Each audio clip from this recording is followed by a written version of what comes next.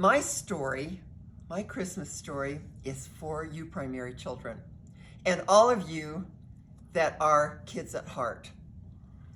I grew up in Preston, Idaho, back when there was no television, and Christmas was a uniquely magical time of year, like it is nowadays, but different. The streets, Main Street in Preston, back then had several grocery stores, and Christmas trees were out in front lining the sidewalk on wooden stands, and people would come and choose their Christmas trees.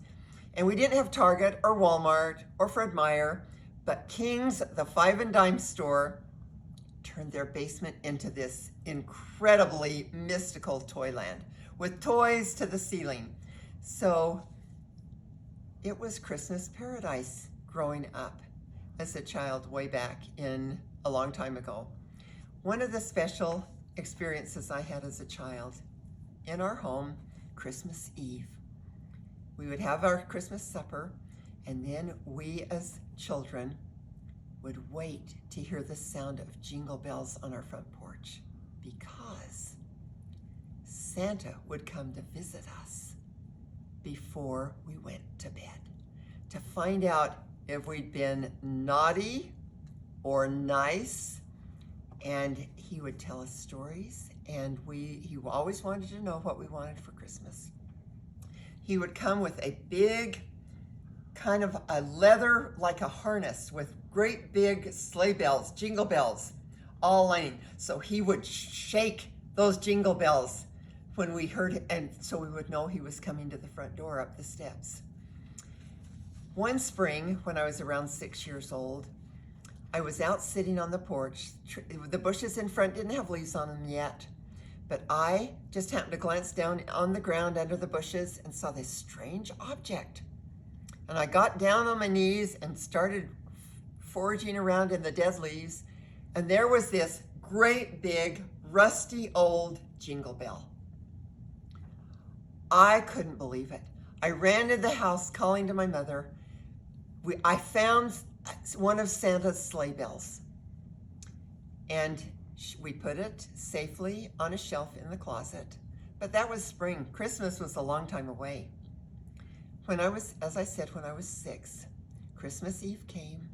We were anxiously waiting, hoping that we would once again hear the sound of Santa's jingle bells coming up our front steps. And sure enough, just as we had hoped, he was at our front door, and he came in, and we had just a magical time with him. And then, just before he was going to leave, I remembered, Mother, the sleigh bell, the jingle bell. She remembered where it was, and she went and we got the jingle bell, and I carried it a proud 6-year-old, I carried it in and handed it to Santa. And we all looked carefully on his big leather that was over his arm, over the red Santa suit with the white fur on his arm, and there was a spot on the leather harness where the jingle bell had broken off and fallen under our bush.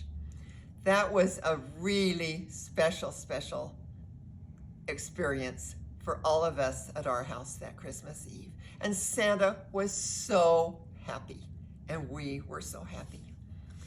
As we light up the world this Christmas, think of someone who has made you feel so special, and they may not even know it, or helped you feel so important, help you feel so loved.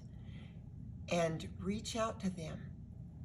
Maybe go and visit them, write them a letter, send them a note, or do a kind deed and let them know, because the Savior told us in the scriptures, inasmuch as ye have done it unto one of these, the least of these, my brethren, ye have done it unto me.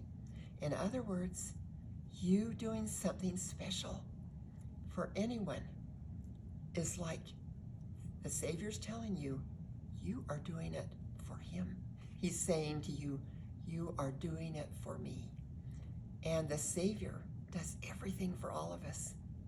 So anything we can do for someone else, we would love to do it for him too.